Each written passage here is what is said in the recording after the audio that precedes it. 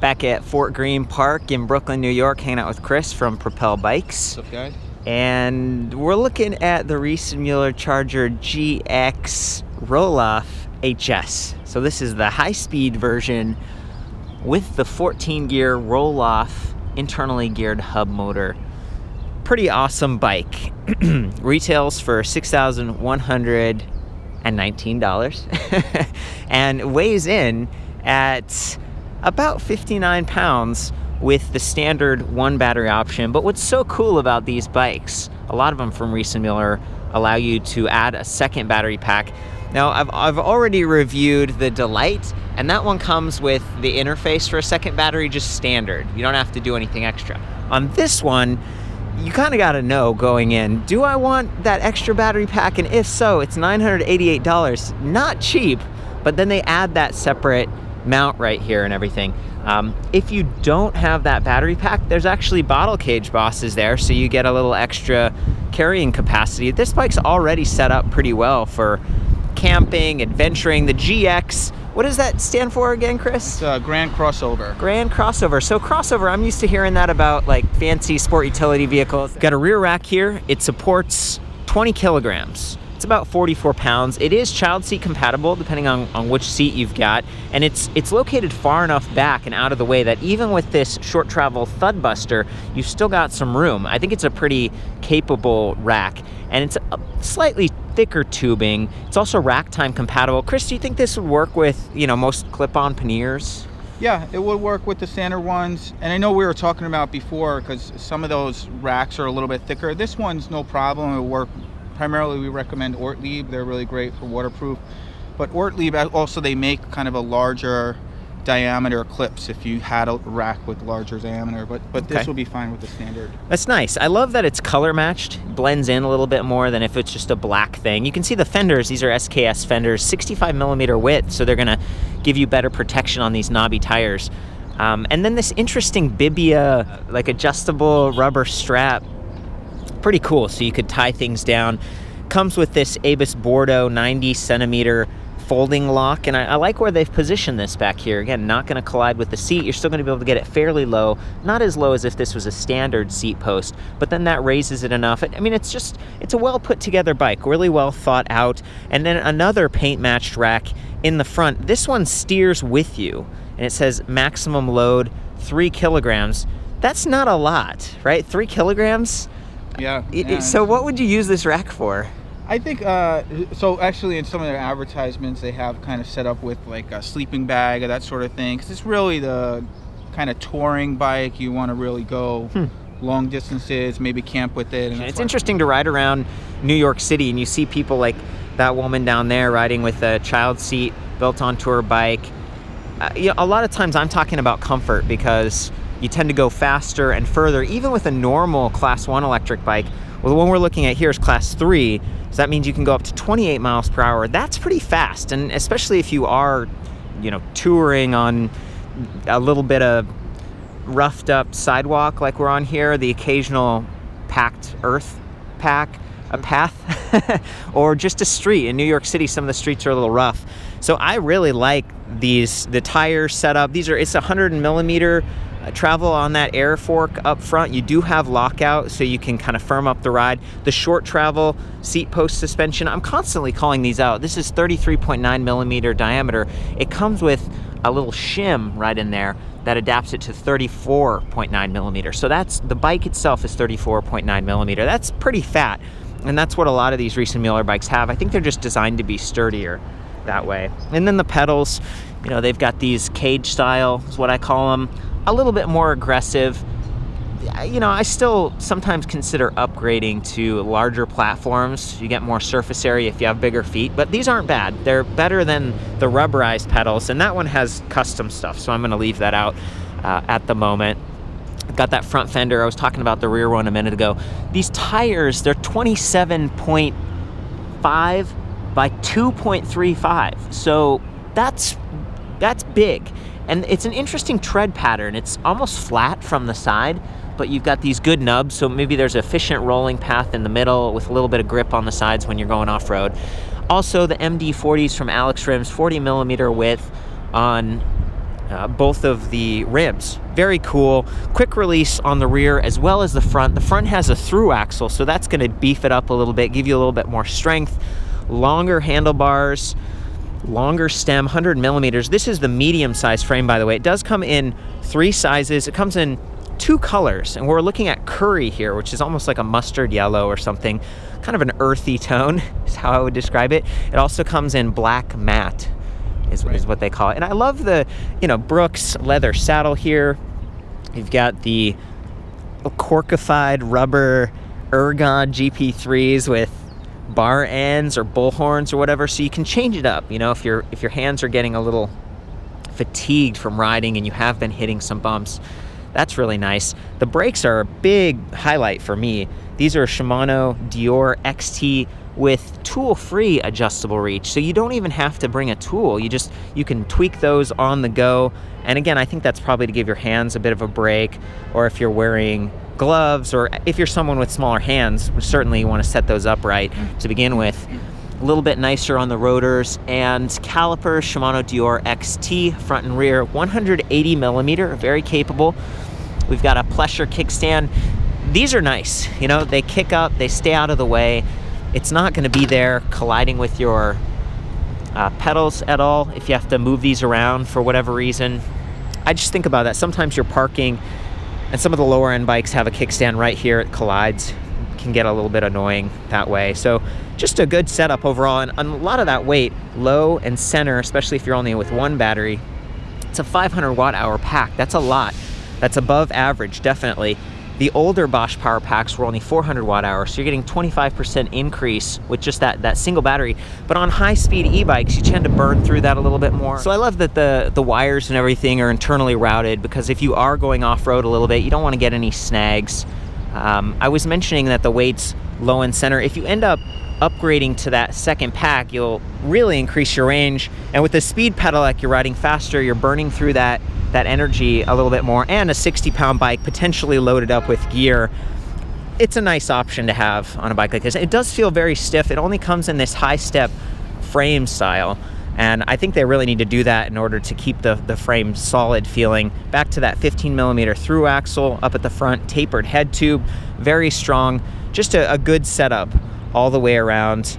The motor down here, if you're not familiar with these Bosch motors, very cool. It measures the rear wheel speed, measures your pedal cadence and your pedal torque 1,000 times per second. It's super responsive. Unfortunately, on our ride, you're not going to be able to see the chain starting and stopping because of this awesome chain glider. Completely surrounds the chain. It's from heavy, smaller sprocket in the rear, smaller sprocket up front, and that's going to give the motor a mechanical advantage.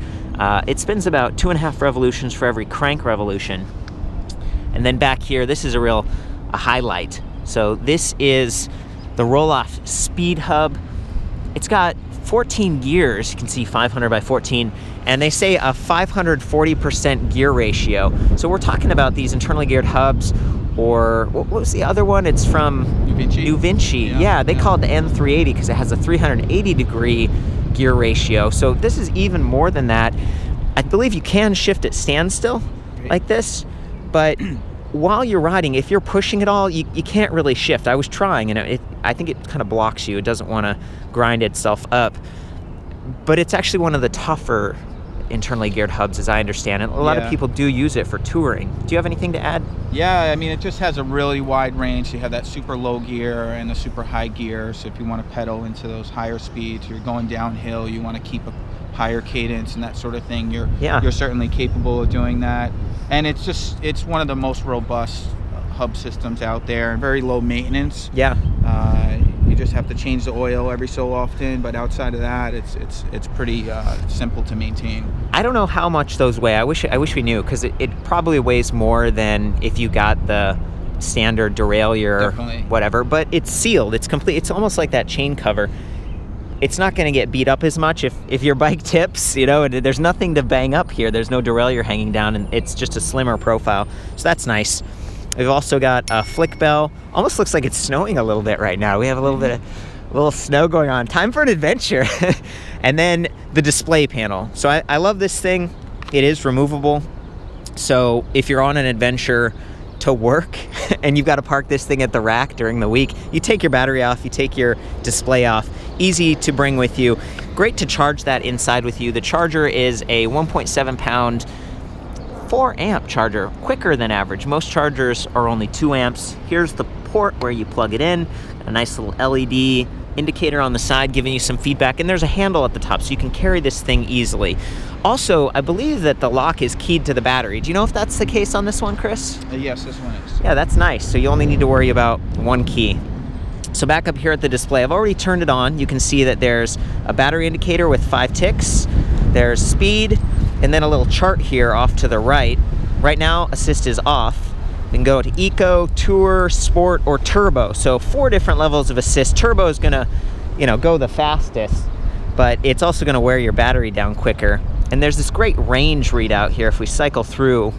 I'm using the I button over here, by the way, which is replicated on the display. So, oh cool, this is cool too. It shows you the 2 batteries. It actually focuses on one battery, drains it down a little bit, and then the other one, and it tries to keep them in sync so that you're not just going through one battery again and again and again. It's gonna extend them a little bit. So range 12 miles in turbo right now is what it's saying. And that's because our batteries aren't really full. This is a brand new bike. It was shipped, they ship these batteries like half full? Yeah, usually they ship with 2 bars. So okay. Yeah, it's just a little, actually just a little over 1 bar, but it's just hitting 2 bars. So I think that's telling because it means like the battery's not stressed at the high end or the low end. So if I was going to store my battery for a long period, I'd probably leave it at about half like they've done. But I'd check on it every once in a while. Try not to leave it in extreme cold or extreme heat for too long. That can be a little bit difficult for the battery. And as you ride, there's a little power indicator. Also the lights. The lights on this one, they come set up. Will you hold the bike for a sec, Chris? The lights are pre-wired, so you don't have to worry about it. Supernova e-bike V6S, 165 lumens, I believe, on that front one, and you can mount it off to the side or in the center. It's pretty cool. You can kind of set that up how you want. And then we've got the Bosch & Müller top light mini in the rear. Just awesome that it's out of the way. It's not going to get blocked by your gear unless something's hanging off the back, and that they run off those batteries. You don't have to worry about someone taking them at the bike rack or forgetting to turn it off and wearing the battery down when you're in the office or whatever. So I love that, but they're set to always be on. You can't turn them off. Chris told me that as a dealer, you guys can kind of change that. You can allow people. Also, if you want to change from miles per hour to kilometers per hour, you hold the reset and I. What were a couple of the other things in that menu?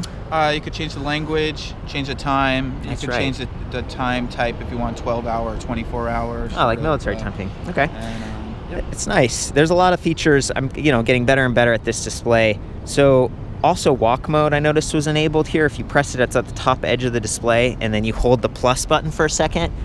You can see it pushes itself forward. That could be really useful if you're on a dirt trail, like something like this, and you need to climb up and your bike's all full of gear. You could use that walk mode to help push it instead of riding it if you wanted to walk with your friend. And then going back through these different menus, we've got odometer, trip distance, clock, max speed, average speed, trip time, batteries. I think we've got it. Do you have any other feedback before we hop on this thing, Chris? Any other thoughts? Who buys this? Like, what's... Yeah, so we're finding a lot of people kind of in the Midwest, or or you have kind of mixed use sort of trails. If your commute might have roads, and then you also can cut off into the trails and that sort of thing. It makes a lot of sense. And somebody that just wants kind of the best. A lot of people that are used to the Rohloff hub. This is one of the only electric bikes offered with the Rohloff hub, especially with the Bosch system in the US. And that's really nice. I think one of the things, I'm not sure, did we mention the different drivetrain options? Or? Yeah, so this does come in different configurations. We mentioned 3 sizes, a couple colors, but if you don't want the roll-off, you could get just a traditional derailleur with sprockets, be slightly lighter, maybe a little less tough. What would they, and then the CX, you could get the CX motor, which is higher torque, 75 Newton meters, versus the speed motor, which is 63 Newton meters. Right. This one goes 28, that one goes 20. I get my, do you have any complaints about, I really, these are high-end bikes, so there's not, I'm trying to like review it, but the truth is, it's like, well, yeah, it's a little heavier because it needs to be tougher and support the extra weight. It's a little more expensive because you get high-end components. 2-year comprehensive warranty. I believe they have 5-year frame. Does that sound right? That's right. Yep. Yeah. I don't know. I don't mean to cut you off. No, that's it. I mean, the one other thing that I think this tire size you find on some of the other Charger models or the Charger Mixie like we have here. Yeah, we should check this out. Has a Supermoto X tires, and sometimes somebody might want the roll-off, but they might want to ride primarily on the street. Yeah. And maybe they want a little bit of a slicker tire, but still a wider tire. That's a really good option. So you could do the Supermoto X's. That's the same tire that's on the GT version, the Grand Touring, as it's a little smoother. You're not going to get the bzzz. Right. So if you don't have really extreme off-road, and this tire is still capable of kind of packed trails, nothing too sandy or anything like that. That's what this excels with. You did remind me that on the smaller frame size, you can't get a double battery. So unfortunately, we got the medium here. Back at the website, I measured reach and standover height. So if you're someone who's a little shorter and you really want those 2 batteries and you're like, am I gonna be, you can't get the small and get the 2 batteries. Can you fit over the medium? Check those measurements. Hopefully that helps you out. And then the Mixed frame, that's really cool. So this is just the Charger. It's not the Charger GX, that's the GT, right? Right. So Grand Touring, as Chris said, lower step, but that one also doesn't have the 2 battery options. Right. You could get the standard with that, but it would have to have the top 2. Yeah, like so that. the Mixed doesn't come with the 2 batteries. I'm gonna hop on, do some riding, probably put the frame camera on in a second, but just start out with some feedback. Also, you'll notice the dropouts here. There's sort of a horizontal setup with that tightening screw at the end, and that's so you can really get the chain tight. And maybe, does this ever come in a belt drive configuration, Chris, the other Charger? The Charger with the New Vinci, not the GX version. But they probably use the same frame, right? It's the same frame, yeah. If you notice, the dropouts are actually removable, so they swap different dropouts depending on the drivetrain. And that's one of the great things about Riese Müller in general. It's just everything is kind of configurable, so you have a ton of different options available for the bikes. And if you look down here, one of the things that's caught my eye on some of the other models too is that the chainstay is above the chains. It's not like the chain goes over the chainstay and can slap it. Everything, it's below. So that's another unique design element. The guys who created this company are both mechanical engineers. They've been making e-bikes for a bunch of years, selling them in Europe, and you're one of the first dealers in the US. So yeah, I'm excited to be that. It's cool to check this out together. I'm in turbo mode. I'm just gonna hop on and we're gonna go for a little ride. Thankfully, even though I have pants on, they're not gonna snag on anything because that chain cover. Oh boy, this thing really has some get up and go.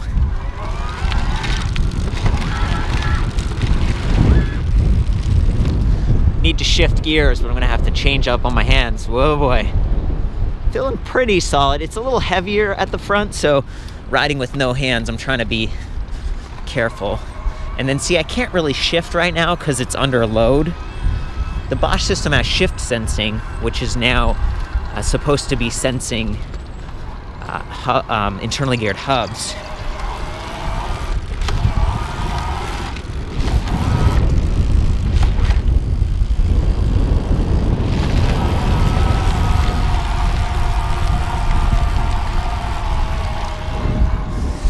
It's heavy duty, and I can hear it a little bit more, kind of just more mechanical sounds as I'm pedaling from that internally geared hub at the rear. So Chris was telling me that for the first 100 to several hundred miles, there's a bit of a break-in period for the roll-off. It's a little louder. There's just, it's kind of getting smoothed out. There is oil in there designed to reduce the friction, but I was noticing there's more of a mechanical sound and feel, just a kind of a heavier duty feel on this bike than some of the others. It's the first time I've spent a little bit more time riding on the roll-off. It's been a number of years since I've tried it. So here's a direct look at it for you, along with a little bit of the disc brake over there. I'm gonna do some riding. It's cool that you can shift at standstill.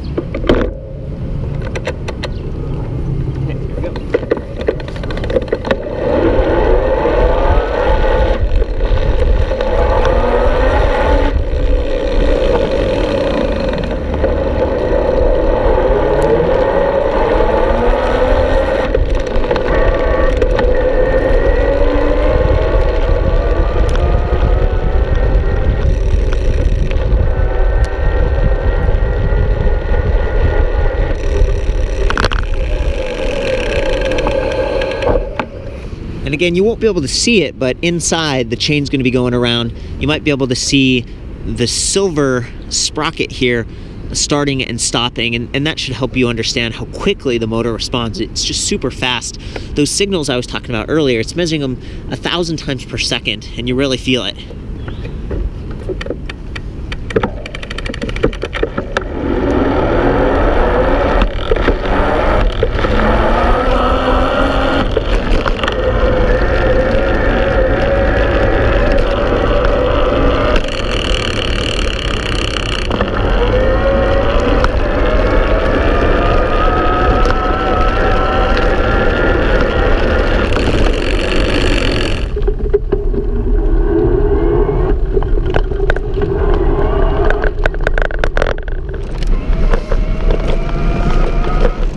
A climber, even with the speed motor, no problem.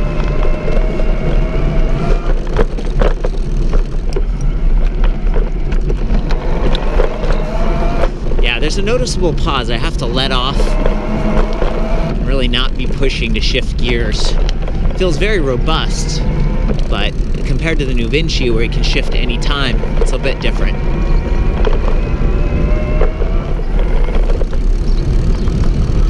Chris is up there on the mixty.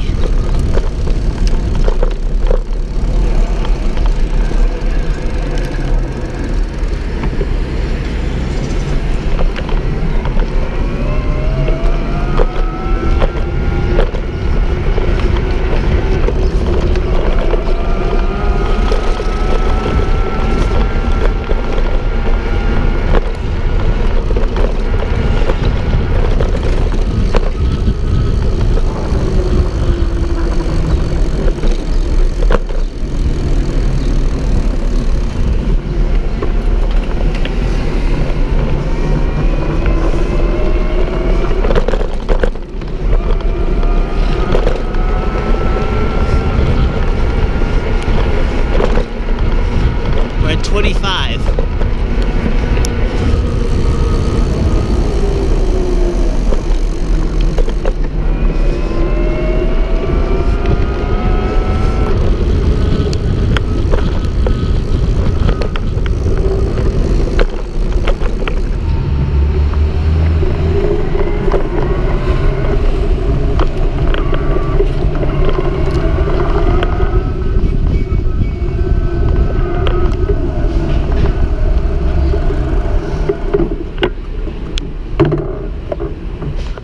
But Chris is gonna hop on this thing just so you can see what it's like from a third-person perspective.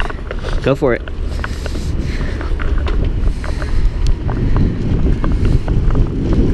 I get that headlight.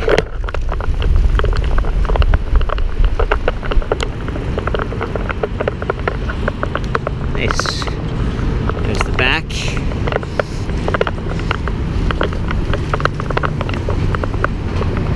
Cool. These Bosch motors can go at 120 RPM. They're still putting power out, which is fantastic. Some of the other like Yamaha motors, they don't go as high, and so you have to shift gears to hit the higher top speed. On this one, you can spin more and still get those higher speeds, which I appreciate. Chris, thank you so much. Yeah, pleasure. It's been fun cruising around this park. Great to see both of these models side by side and go over all the different options. There really are quite a few options. That's what makes this kind of special. For the full write-up on this, including some of the specs we talked about, I'll see you back at ElectricBikeReview.com. Have fun out there, have an adventure, and ride safe.